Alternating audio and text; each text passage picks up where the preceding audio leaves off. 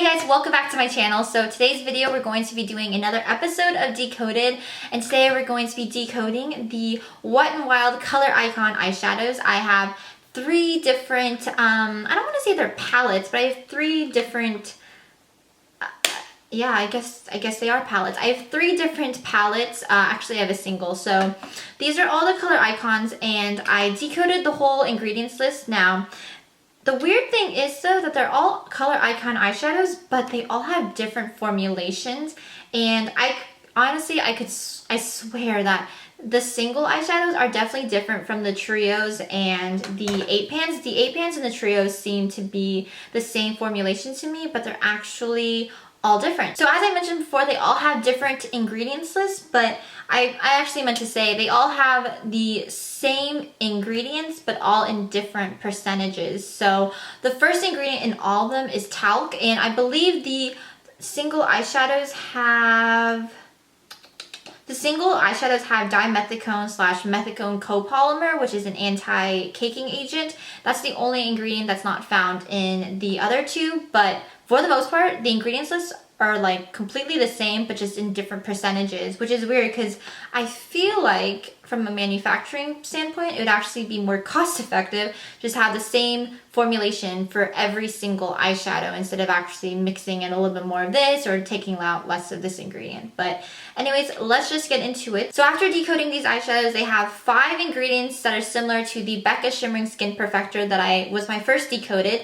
They all have talc, nylon 12, dimethicone, polyethylene, and magnesium stearate. So the pigments that the Wet n Wild eyeshadows use are a combination of minerals and iron oxides. Iron oxides are actually a form of rust, and the Becca Shimmering Skin Perfector also used that pigment as well. So that's kind of like just one thing that's so strange, is that like you're putting rust on your eyes, and who knows if that's like toxic for your face or not. But nevertheless, a lot of companies use iron oxides, so it's not that uncommon. So again, I decoded the whole ingredients list. I decoded specifically the 8 pan, but all the formulations have the same exact ingredients, just in different percentages. So I will leave the ingredients list for the 3 pan and the singles down there as well. So out of the 14 ingredients in the formulation, not including the pigments, there's about 9 synthetic ingredients in every single one, and that comes out to be about 37.5% of natural ingredients.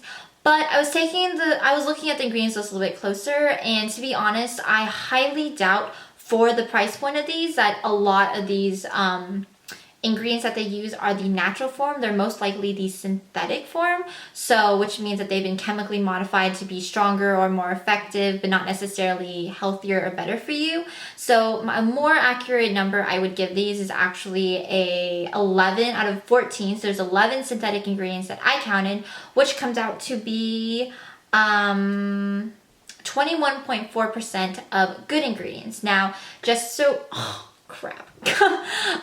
just so you can compare it to the Becca Shimmering Skin Perfector, that one had about 41.7% of good ingredients that I would consider. So the ingredients that I would consider to be good were capryl hydrochloric acid, glycerin, and capryl glycol. Some of those are derived from coconuts. Glycerin's actually found in a lot of vegetables commonly, so I consider those the ones to be the most natural. So that's the highest probability that those ones are actually used in the natural form, not the synthetic form. So the first ingredient is talc, which is also the first ingredient in the Becca Shimmering Skin Perfectors.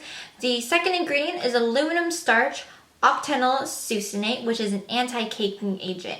And I just want to go over what an anti-caking agent is, because you'll see if you ever look up definitions of ingredients or what they really do.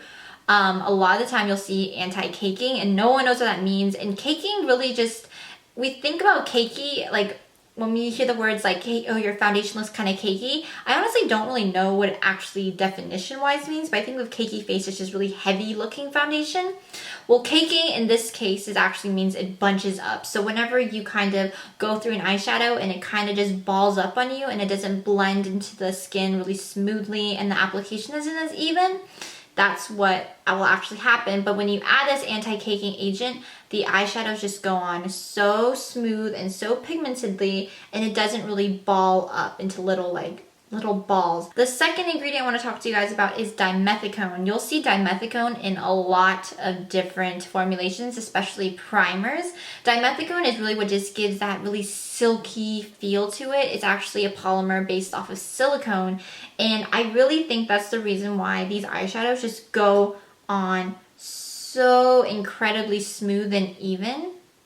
Did I swatch that? Can you see? Yeah, you can barely see that one, but these eyeshadows have an amazing feel to them. They're just really, they're really finely milled, and they just swatch so evenly and well that I think it's the reason, because of this, is the dimethicone in here. So the next ingredient call out I want to do is ethyl hexyl palmitate, which is synthetically derived from palm oil, and it's a skin conditioning agent. So I believe this is what makes Wet n Wild eyeshadows just go on the skin so well, and the pigmentation is awesome on these.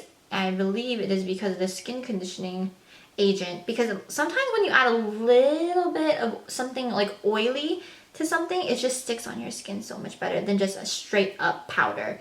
So that's really it that I really want to do for ingredient callouts for the Wet n Wild Icon. Again, take a look for yourself on the ingredients list down below and the decoding I did on this. So I really just want to go over the Wet n Wild eyeshadows in itself, and is it really just worth the formulation? Because in my opinion, as you can see by the numbers, the formulation is horrible, and these, you know, there's a lot of synthetically derived ingredients and not just a lot of just really bad ingredients in my opinion, but they are so dirt cheap. These eyeshadows range from, I believe this is about $1. The singles are $1.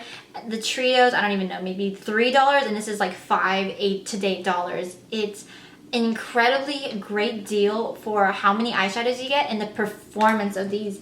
The performance is, I can't believe these are drugstore eyeshadows. I know a lot of people rave about Wet n Wild eyeshadows.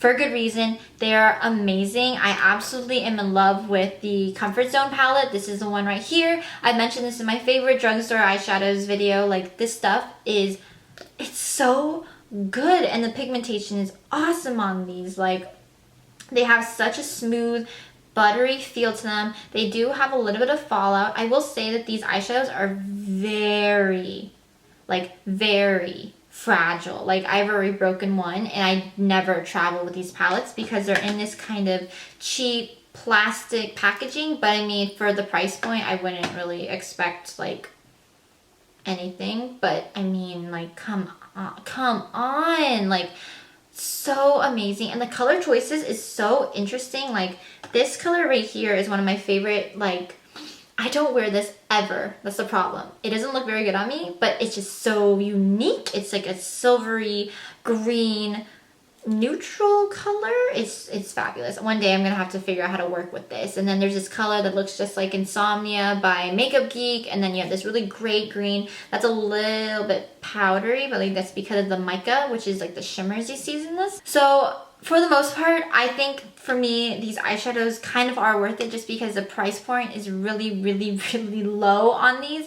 And that's kind of what you expect from, you know, a low price point, most likely a low quality formulation. That's why decodeds are so hard to film and like give my honest opinion, because I'm so torn. I'm like, I'm putting like chemicals on my face, but the chemicals look so good. Yeah, so anyways, that's it for my video. I really hope you guys enjoyed. If you have any recommendations on my next Decoded, please leave me down below. You know, I really do hope that I come across a product that I'm like, oh my god, there's like one ingredient that I will never put on my face ever again, and I just want to toss it right there. I really do hope I find something in my collection that I like that will do that for me.